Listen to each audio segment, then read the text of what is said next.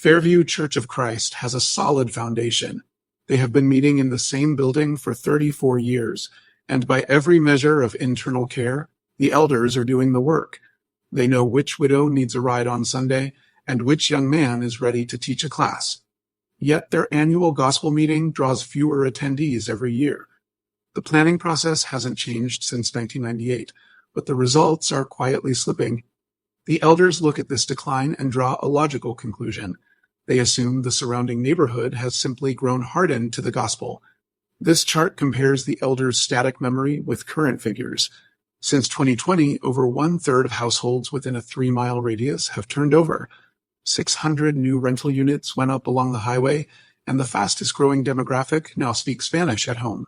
This friction is a structural failure of information.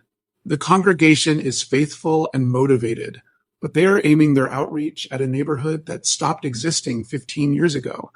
If a community is turning over this quickly, you might wonder why the elders don't just sit down and map out these demographic shifts themselves. This diagram shows the volume of public data required to build an accurate picture. It requires navigating hundreds of complex census tables, pulling county health rankings, deciphering school enrollments, and aggregating local news, all held by different agencies on different schedules. Translating those scattered metrics into an actionable ministry plan takes weeks of work for a trained data analyst. No local congregation has a volunteer with that kind of idle time. The field report takes that volume of public information and isolates it to a 10-mile radius around a specific church building. It aggregates the data into a single study. The elders get a clear picture of who lives around them, stated plainly enough to read aloud at their next meeting. The report delivers practical numbers. It identifies housing turnover rates, local economic pressures, and renter versus homeowner balance. It also provides a metric called spiritual conditions. This identifies specific groups in the area, like the casually dechurched, people who left a congregation because of a move or a busy schedule, and who are likely to say yes to a personal invitation. This tool operates with strict boundaries. It looks entirely outward, never interfering with how the elders care for their own members. Because every congregation is autonomous, the elders retain total authority to adopt what is useful and discard what isn't. This document shows how the report categorizes these insights while adhering to strict ethical guardrails. Information is aggregated by group. The research never tracks private individuals by name. It refuses to frame a community's grief, like a layoff or diagnosis, as an outreach opening.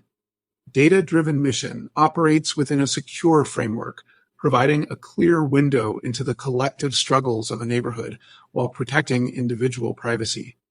There is a biblical precedent for analyzing a culture before trying to reach it. You can see it in Acts chapter 17, when Paul arrives in Athens. Paul didn't just deliver a generic sermon. He spent time walking the city, observing its culture, its people, and the specific objects of their worship. He studied his audience so thoroughly that he could begin his lesson by referencing an altar with a specific inscription. He didn't alter the gospel.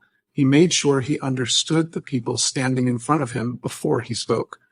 A field report applies this principle to the modern context, providing the insight needed to recognize the specific culture and conditions of the community at the church's doorstep. This localized approach works for a metro church with 650 members, and it works for a rural congregation of 35, like Cedar Point. At Cedar Point, a shrinking county population isn't evidence of unfaithfulness. Accurate data allows a small volunteer base to aim their energy at achievable targeted connections, rather than burning their limited budget on generic mass mailers to empty houses. Back at Fairview, the elders no longer have to guess. They can actively plan to engage the 600 new apartment renters and build relationships with the Spanish-speaking families living 2 streets over.